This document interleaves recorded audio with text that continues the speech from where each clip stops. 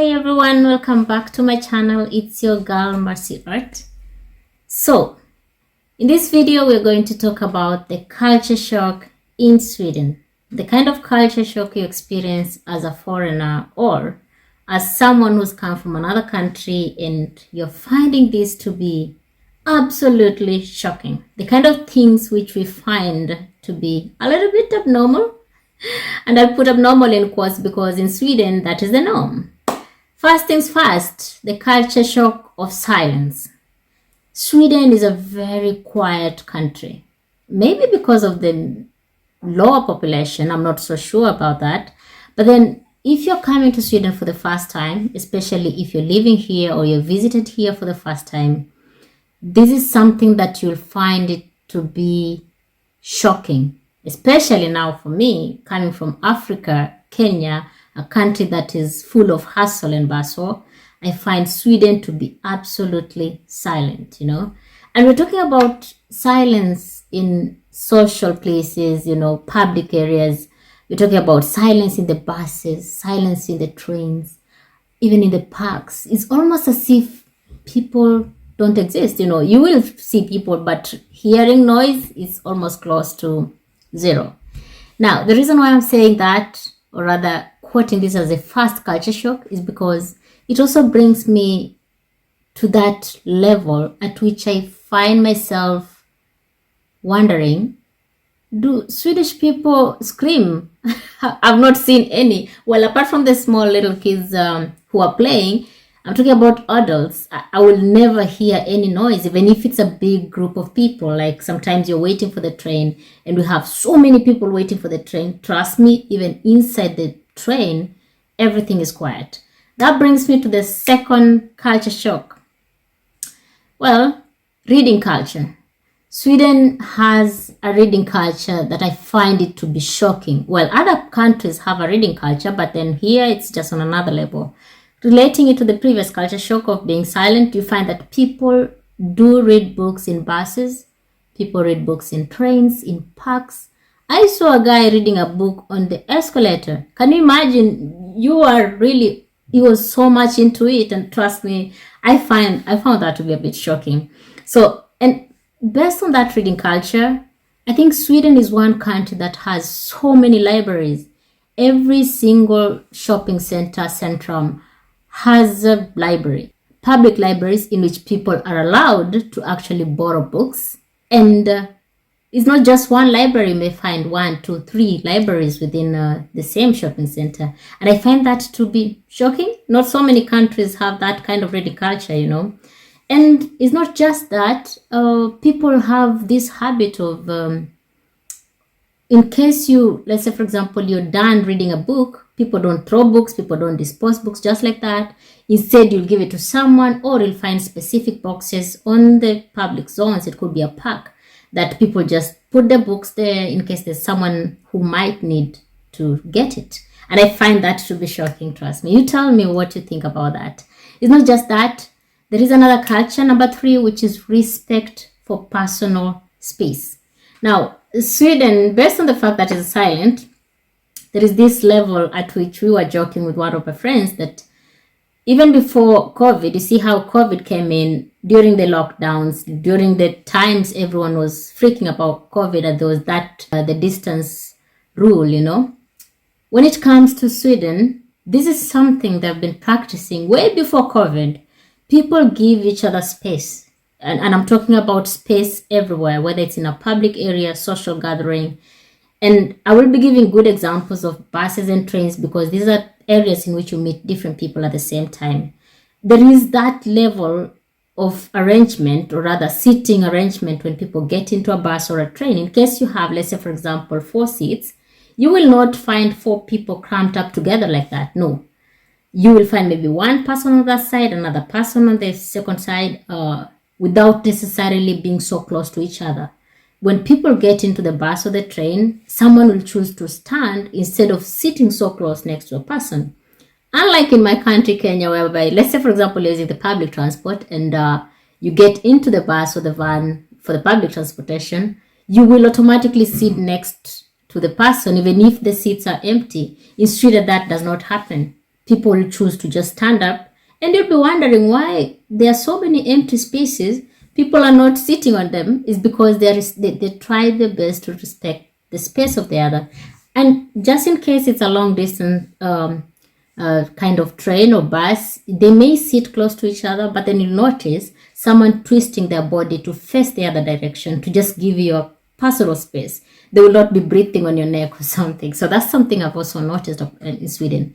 Now that brings me to another culture shock, number 4. The right to be in nature. That's a very shocking right in Sweden, because there is that level in which everyone has the right to be in parks, forests. You can do whatever you need to do in these naturistic kind of spaces, not unless it's a restricted area or it's been written no trespassing or restricted. Otherwise, it is a right for someone to be in the natural space. You do whatever you need to do as long as you're not harming anything or destroying any property. You could be having a picnic, you could be having photographical stuff you're doing, or just relaxing or sleeping there or enjoying the nature. So that's a right that I find it to be a bit of a culture shock. And based on that, you have to know that when it comes to Swedes, they really, really respect the environment. They respect the environment to a point whereby there are lots and lots of restrictions in terms of construction, in the housing industry. Every single space, or rather the housing that is supposed to be, any housing that's supposed to be done, there's a lot of organization in the sense that the government actually advocates that every single space must be accompanied by what you call the green area. It's almost like a lawn, garden, some sort of. So you find that no matter what, whether it's high end or low end kind of an estate, you will find that these apartment buildings will always have at least a green area. Now, we go to culture number 5. That is the culture of queuing. Sweden is known to have the aspect of queuing. Let me say it's a reflex action for all the Swedes, whether in the supermarket, whether you're in the bank, whichever space that needs some, let's say, for example, everyone needs to have some sort of services, whether they're the buses or trains, automatically everyone queues, and it goes without saying, and there's also that level of organization. Like I say, it's an organization on a highest level in the sense that as much as people are queuing, I'll give an example of a train. If you're waiting for the train and there's so many people waiting for the train, there is that level at which everyone will stand still and, stay on the side in a very organized manner, wait for everyone who is inside to come out, and then you go in slowly, giving each other a chance to go in, one at a time. There's that level of respect of fast come, fast served. And no one will be rushing in or out. This also applies to escalators. Whenever people are on the escalator, you will find that they are also queuing. And there's a particular way in which people queue, or rather stand on the escalator. There is a particular way in which this is done. Now, one thing you have to know that in Sweden, within the traffic rules, the cars, or rather the motorists, use the right side of the road, okay? You use the right side and then you overtake on the left side. Now, can you imagine everyone obeys that also on the escalators? You have to stand on the right side of the escalator so that just in case there's anyone who is in a rush, they can always use the left side of the path. And it's usually considered to be very rude, assuming you're standing on the left side. It's such a way that a Swede will not tell you, oh, excuse me, they're passing. No. Some of them will even just come and stand behind you and wait for you to do the right thing. I find that to be a culture shock. I don't know about you, but to me, that's a culture shock. Apart from that, we have culture shock number 6. That's punctuality. I know most people will be like, how is that a culture shock? Probably especially people who come from Europe. But for me, being a Kenyan, coming from Africa, trust me, that is a culture shock. In fact, there is this saying, I think most people have heard about it, that there's no hurry in Africa. Trust me, people in Africa mostly obey that rule. There's no hurry in Africa. Well, we try so much, but we're not so particular. When we say we're meeting at 2 o'clock, if someone comes at 2:15, 2:10, and that's okay. It's around 2 o'clock and no one will make a fuss about it. No one is going to be offended, Sometimes even people push the envelope to a point whereby whenever you probably decide to meet at a certain time, let's say 3 o'clock, someone just shows up at 4 o'clock, and it's so weird how you will find yourself waiting for this person, calling them. Hey, assuming I have a friend called Brenda. Hey, Brenda, where have you reached? And she will be telling, oh, I'm in traffic. Oh, I'm on my way. Just wait. And you end up waiting for someone for 1 full hour. They show up, probably not being remorseful. They show up. The moment they show up, no one really cares so much. Oh, you wasted my 1 hour. Nah, we'll just laugh about it and life goes on. Trust me, in Sweden, it's the opposite. Everyone pays attention to time. And to a level whereby if a Swede tells you a meeting at 2 o'clock, you better be there at 2 o'clock. In case you cannot make it at 2 o'clock, either call, text, email, do whatever you need to do to alert this person. I might be late for 5 minutes, 10 minutes, 15 minutes. And when you tell them, oh, I might be there after 15 minutes, they will look at their time, probably even put a timer. If you're not there in the next 15 minutes, they are gone. And they get so offended whenever people don't pay attention to punctuality. And I'm talking about that as a work culture. It also happens at work. In case you're going to work and you think or rather feel you're late, even if it's 5 minutes, 10 minutes, you have to call the institution, inform them earlier that you're going to be late, maybe for 30 minutes, 15 minutes. And in case you say so, they will be waiting for you at that particular time. Same thing happens also within the transport system. That's the reason why I say punctuality is a culture shock here for many people, especially foreigners, because if it's a bus, a train, a pendeltåg, it's supposed to arrive at a certain time frame. You've seen it on the app. Trust me, it will arrive at that time. And in case there's a delay, even if it's 5 minutes, you will be alerted. That's how crazy it is. I've seen in cases in my country whereby you're waiting for, especially in the days I've used the public transport for long distance travels, the bus, you've been told from the office, maybe the bus is leaving at 9 o'clock.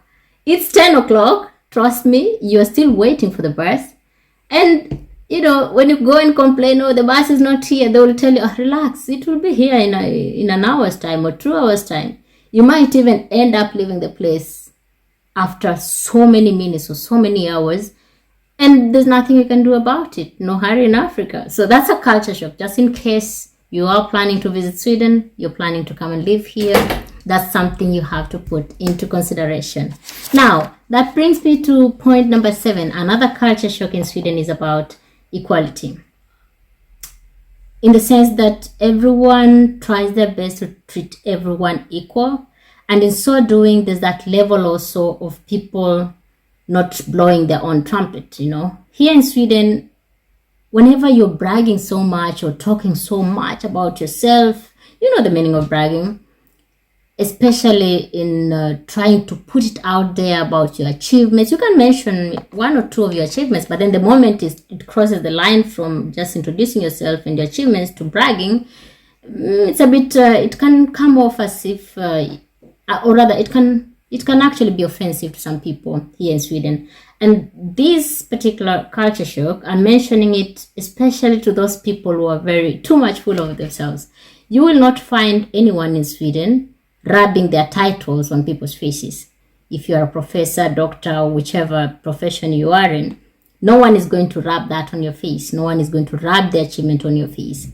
People try their best to, you know, be as humble as possible. And as I can say, and this is one of the major things I noticed when I came here. Most people here are very humble, you know. That humility is very key here in Sweden.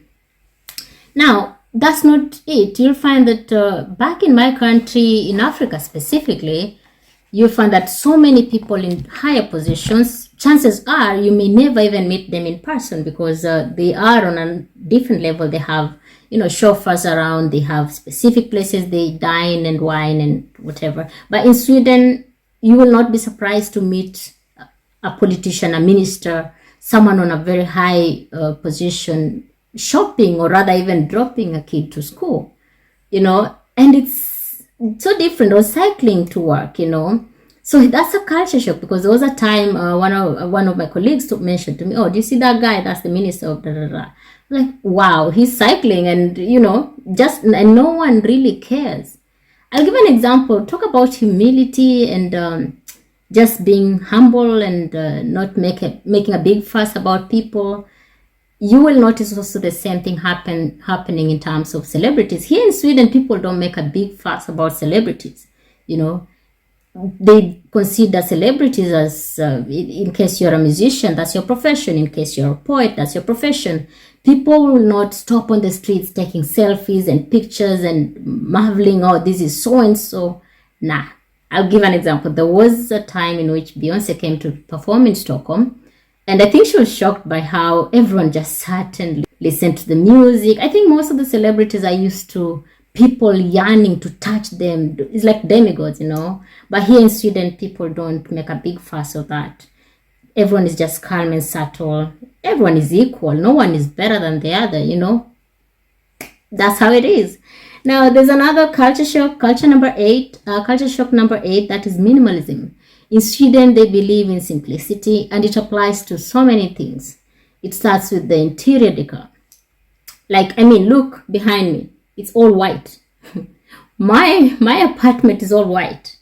No color, no nothing. And I'm talking about interior decor. You're talking about the dress code. In Sweden, no flashy colors here. Trust me, it's the opposite of Africa, specifically Kenya. When you go to Africa, you'll find lots and lots of clothing that is full of color, the kitenge, Masai, flashy colors, blue, yellow, purple, cream, everything is on your face. When it comes to Sweden, people will either put on white, cream, they'll try some colors here and there, but then all the colors are subtle. It's like, you know, the kind of pastel colors. Let me call it the Scandinavian outlook kind of a thing. So that is something that will probably shock especially Africans, because we're into color. Like, personally, there was a time we had an event back at work, and I noticed everyone is either they're putting on black, white, or cream. I had this kitenge fabric. Trust me, someone could have spotted me from the mass, because you can actually pick me from up there in the sky, because I was full of color, but everyone's color is, you know, it was a little bit uncomfortable, let me say that. Now, there's something else which is a culture shock, is about, for those people who drink, System BOLAGET. It's a store, or rather branches of store, in which you can specifically buy alcohol there. And they have specific time in which they're open, that is from 9 o'clock to 6 o'clock during the week. And I think, I'm not sure if Sunday they open. So in case you're someone who really likes partying and drinking, I don't think Sweden is for you. And that also brings me to the aspect of their social life here. In Sweden, sometimes stores and shops close very early. During the week, by 6 o'clock, almost all the stores are closed. When it comes to Sunday, it's even worse, 5 o'clock. Same thing happening whenever there is a festival. Let's say something like Christmas, Eve of Christmas, the New Year. In other countries, like in my country, everything is hustling and bustling. There's so many people who are partying, making noise, celebrations here and there. People, yes, celebrate, but in a calm way. Maybe they're in their homes. When you go to the city center, it's almost like a ghost city. There's no one. And there are few pubs, or rather the party places that are there. You have people queuing to get in, which is crazy. So if you're a party animal, I don't think Sweden is for you. You know, you better learn different ways in which you can enjoy yourself. And here, let me say, there is, I'll put it in quotes, there is that level of decent kind of enjoying. You know, you find people at the parks having the barbecues, having some picnics, you know, just having a walk, taking a walk with a dog, or what else will I say? Or just a small gathering of people enjoying some pleasantries, coffee, and they have a specific name for that. It's called fika, you know. Just calm with conversation. Sometimes they may not even have music. Can you imagine? There's a one time I went to a party for a kid. There was no music. People were just talking to each other. I was even asking my friend, wait a minute, where is the music? They had just put some cartoon on a very low tone, and everyone was talking to themselves. It's if you're a party animal, trust me, this country is a bit, but in most cases you find that you can make that vibe maybe with people, you know, but the streets themselves, according to their culture, you will not find the buzzing of music with the very, very loud volume. Nada. No. So you have to adopt a system of enjoying your life in a very decent, quiet, silent way. But I find it therapeutic nowadays. At first, it used to be crazy. I was wondering, how am I supposed to survive in this kind of a country? If you just want to unwind, how do you unwind? Now, if you want to unwind, take a walk to the park, cycle somewhere, go. And there's so many parks here. There's so many beautiful naturistic places. We have so many museums.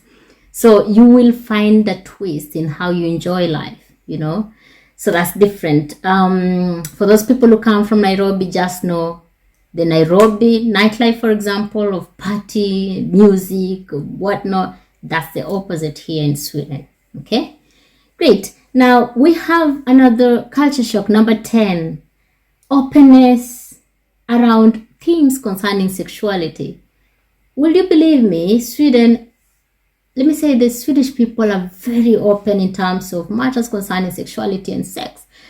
It's very open to a point whereby sometimes someone will be telling you something and you wonder, wow, that's too personal. Why is this person telling me this? It's now the opposite, I think, in my country. People are not really open about such topics. Here, it's very open. It's almost as if it's a way of introducing yourself, especially if you've broken the wall, because earlier on I mentioned that sometimes Swedes are reserved, in quotes, is because the moment they get to know you, they become very open to a point whereby they are so open to even things you find to be too extreme, And that's one of them, openness to sexuality and matters concerning sex. And guess what?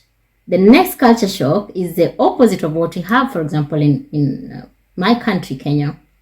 That is the rigidness to talking about religion. Can you imagine here in Sweden, people are even more open to talk about sexuality and their sex and whatever they do. But when it comes to matters concerning religion, zipped. In fact, people can be very, very offended if you ask them what religion they belong to, because that's a very personal affair. I think in my country it's the opposite. Someone can say, oh, my name is so-and-so, I'm a Christian, I'm a Muslim, I'm a whatever.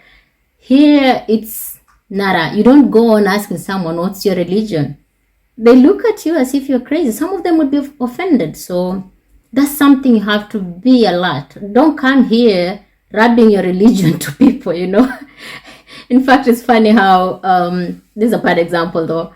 In the city, there is this guy, I think, I don't know which religion, well, he is Christian, but he has these small pamphlets and flyers written Jesus. So you know how it's common even in Africa, someone to say, oh, come to this concert, Jesus is your personal savior, and he's giving flyers to people. I would see how everyone is very uncomfortable around him because he's talking about religion, and he will dish out the flyer. Everyone is trying to, duck, like, no, I don't want to talk about this, So it's very funny because in my mind, coming from Africa, coming from Kenya, whereby everyone rubs their religion on you, like telling you, you should receive Jesus as your personal savior, you should get saved. Do that in Sweden, trust me, you'll not have a friend here because religion is such a personal matter. Well, I don't know why I found that to be very funny. Now, another culture shock, it's culture shock number 12, that is housing or accommodation. When it comes to Sweden, just be alarmed. It's not as easy to get accommodation here in Sweden. Reason being, unlike in Kenya, I'm giving Kenya as an example. Unlike in Kenya you can be driving around, you see an apartment, you feel like, I would like to live there. You can always get in, ask for the caretaker, ask how much it is, and in case you can pay even on that day, you'll be given the key and the next thing you're moving in. In Sweden, it doesn't work like that. First of all, the housing system here, I think because of the restrictions they have based on construction, it has caused a level whereby there's so much demand in terms of the housing. And also I think there's been lots of immigration taking place. And we find that it becomes a bit difficult just to find a house like that on the spot. So you have to actually apply to get to rent some house, So that's something that is a bit, it's a culture shock to a point whereby it's alarming, in the sense that you do not just wake up one morning and get a house to rent. No, you have to really do searches. And even in the searches, all the landlords will do a search on you. Can you believe this? in Kenya, and I think most of the African countries, we don't experience a level whereby the landlords are doing searches on the tenants. Here, if you have to rent a place, they're going to ask you about what's your profession. If they're not satisfied about it, they can even ask you for the contracts, your employment contract, how much you're paid. They need to see that.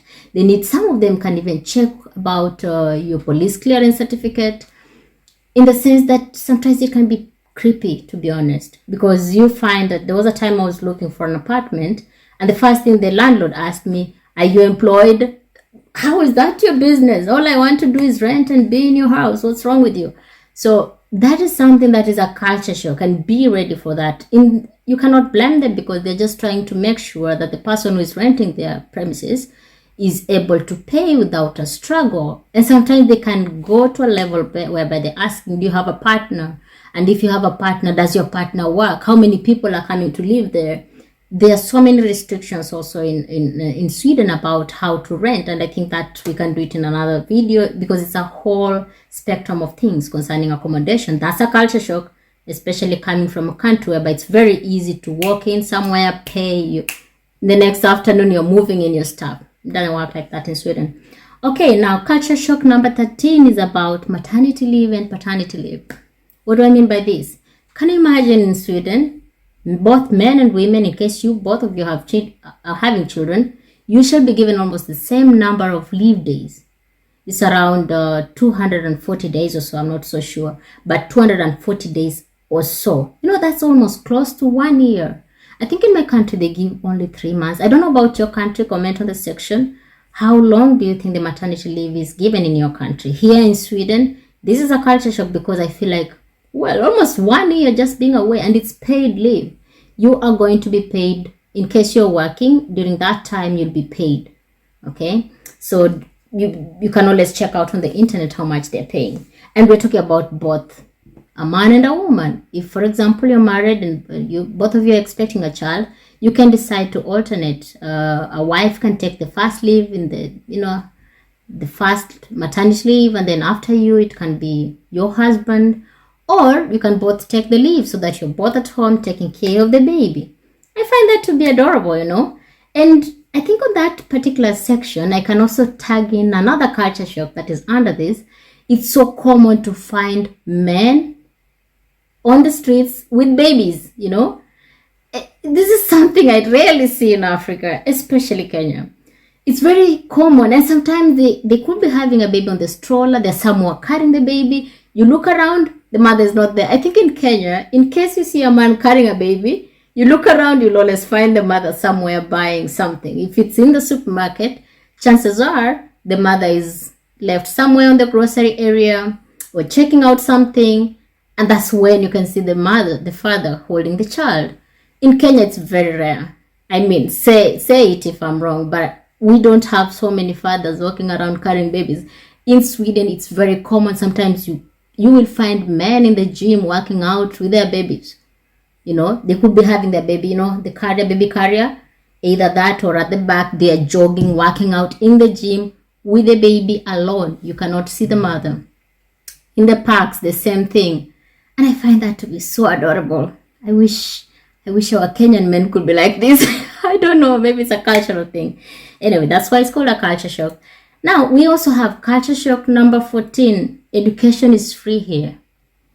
If you're a resident in Sweden, you are entitled to free education. And I'm talking about from kindergarten all the way to the level in which you want to achieve. If you want to do your degree, your master's degree, your PhD, everything is catered for by the government. And on that note, I'll also point out that there's also child support from the government. In case you have a child here in Sweden, there is some amount that you're given by the government. And I was just doing my research. It's around 1,250 krona. That's equivalent to $100. So that is per child. And depending with the number of children you have, there's this sort of calculations, they do it for you. Also, health is free. And by the way, the reason why I'm saying free, don't think it comes easy. Also, the taxes in Sweden are really high. I think 30% or so, depending also with the county you come from. And based on that, taxes are so high. You find that also this equates to having good services, health services, good transport system. You're going to have, the child support in case you have a family. So it actually explains it. And I think for me, I'd rather pay high taxes and I'm able to get all these privileges, which is, I'm calling it privileges because I'm coming from a country where we don't really get that. Great. Now, apart from that, students also have very good incentives. You can be given the stipends depending on the level at which you are in terms of the education, and you also get discounts. You can get discounts at the supermarkets. You can get discounts with the transport system, depending on that. That is a culture shock because I come from a country by the the government of Kenya, but this is just the reality. No one pays us to have ABCD. So, ladies and gentlemen, those are the 15 culture shocks in Sweden. In case you're new here, in case you have been living here, I think you might find this to be a culture shock as well. In case I left out any of the culture shocks, kindly just type in on the comment section. And it's not just that. This is also to equip, or rather to make sure that anyone who's planning to come to Sweden don't be, don't find this to be disturbing, because at least we've warned you. Okay, great. Feel free to share your feedback, suggestions, opinions, or anything you want me to discuss about in Sweden. For now, it's a bye. In Swahili, we say kwaheri. In Swedish, it's hej då. Cheers. Mwah.